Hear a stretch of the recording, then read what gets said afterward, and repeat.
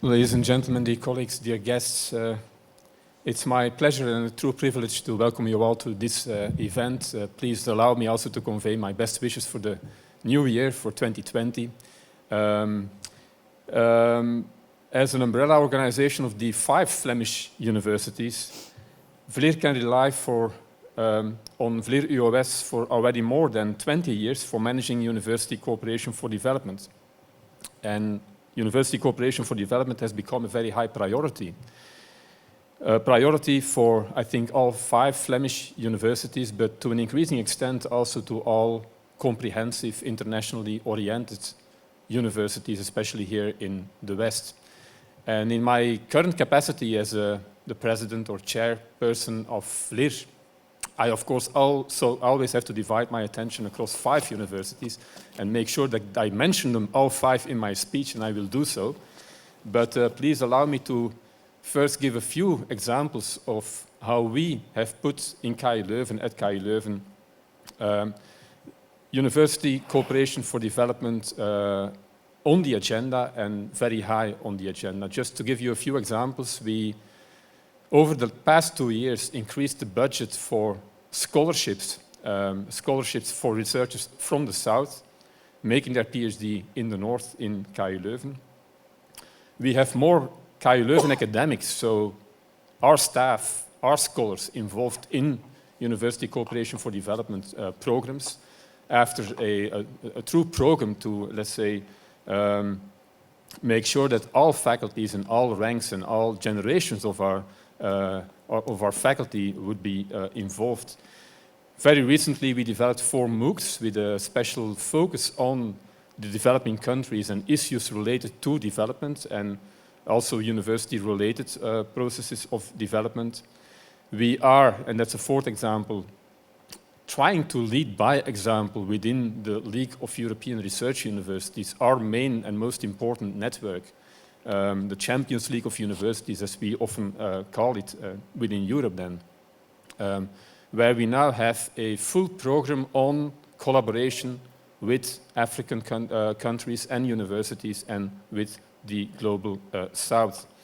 And last but not least, and that's something that I find very important to emphasize today, we are rethinking the, let's say, our mindset about university cooperation for development. For too long, it has been a process from north to south. Us taking the initiative and then convincing people and universities in the south to collaborate, while today reciprocity has become extremely important. And just one simple example, in Leuven we now have an advisory committee which is fully staffed by former alumni of KU Leuven, but African, South American, Asian professors working in southern universities who are now advising us on how to improve our approach to university development cooperation. So that's, I think, the way forward. It is not only about establishing and strengthening capacity in the south, it's also about improving our understanding in the north and thus also increasing our capability, our capacity to deal with development-related issues. The VLIR-UOS funding schemes give us, and now I'm talking for all 5 universities, a very, very important lever that is, in my opinion, when I compare across Europe, quite unique to the context that we have in continental Europe. Not only does VLIR-UOS enable us to invest in capacity building in the south, it also allows us to give form and substance to our commitment in the implementation of the Sustainable Development Goals in the north. Another example of reciprocity and the fact that it goes both ways today. Before I continue introducing the topic of gender, I would like to give a very warm applause to all the staff of VLIR-UOS who are helping us throughout the year and without any doubt also in 2020 in improving our programs for the South. Please give them a warm applause.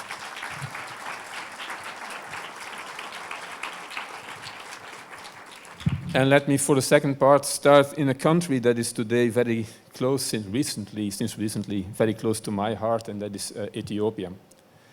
In August 2019, so let's say half a year ago, I had the opportunity to visit different partner universities in Ethiopia, where I could witness that was a very, very important experience for me personally, where I could witness the impact of more than 20 years of university cooperation for development in that beautiful country. We first were at Mekele in the north and then Arba Minj in the south, and we ended that beautiful trip to Ethiopia in Addis Ababa. But at Mekele University, academic cooperation with academics from different Flemish universities has, without any doubt, strengthened Ethiopian communities to better use and manage ground and surface water, resources, micro dams, to better manage land, to apply conservation agriculture, to cultivate apples, to catch fish, commercialize it, thus providing opportunities to improve the livelihood of the local population and region and to increase their income. And that is, I think, a long list of very good, strong examples of how we managed in a format of inter-university collaboration to bring that region to a higher level. In Mekele, and that brings me to the topic of gender, I also had the pleasure, together with the KU Leuven colleagues, to attend a beautiful closing ceremony, and those who were there still remember, of the joint doctoral summer school, where 43 university staff members, Ethiopian university staff members, from four different universities, all currently teaching in those universities on their master's degree, attended a 2-week intensive program aimed at strengthening capacities to successfully achieve their doctoral degree. That's also a form of capacity building. The summer school, and now it becomes important, is part of the VLIR-UOS joint project, which involves different Ethiopian and one South African partner university, and even more important, 50% of the participants were female, which was a precondition to organizing that summer school. The imbalance between men and women in Ethiopia is striking. For your information, in 2016, only 2 full professors in Ethiopia were female, 2, in a huge country which counts quite a few large universities. So there is room for improvement. There is a lot of room for improvement. And reaching or improving the balance in a doctoral summer school is, of course, the first and, in my opinion, a much needed step to achieve change and to arrive in, let's say, the future to a good balance between male and female. During the 2 weeks of training, a context was created for a completely different group dynamic with participation on an equal basis. And this brings us to the topic of today, gender. And in my capacity of president of VLIR, let me first touch upon the situation, the reality here in Flanders. Take a few examples of, well, where we come from in Flanders on gender issues and gender balance and what we are doing today. Let me start with an historical context. 1882. That's not so long ago. 1882. First female students allowed to take university studies at the University of Ghent. 1925, not even a century ago, first female professor appointed in Flanders, also in Ghent. 1994, de Vrije Universiteit Brussel, VUB, appointed the first female rector. It's improving, it's getting closer to today. Yeah. 2018, the current state of affairs, 30% of all senior academic staff is female. 30. With a better balance in, let's say, the lower degrees, the younger generations, and degrees in the academic ranks, but it is improving. From the 19th to the 20th century, university professors were predominantly men.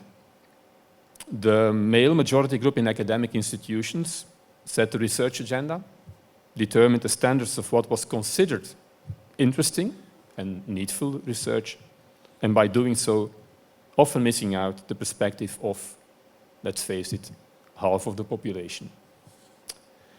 In sub-Saharan Africa, The legacy of colonialism also accounts in part for the persistence of gender inequality in tertiary education in universities, university colleges. Colonial educational systems were established for the purpose of exclusively educating African men, and this legacy continues to undermine equitable participation on the part of African female students. But let me return to the situation in Flanders. Over the past decades, and that is, I think, very important and a driving force in each of the 5 universities today, the higher education institutions worldwide have started to develop strategies to improve gender equality. And in Flanders, VLIR established, and that was a very important moment in time, in 2012, the first gender task force. The task force prepared the first action plan on gender equality, published in 2013.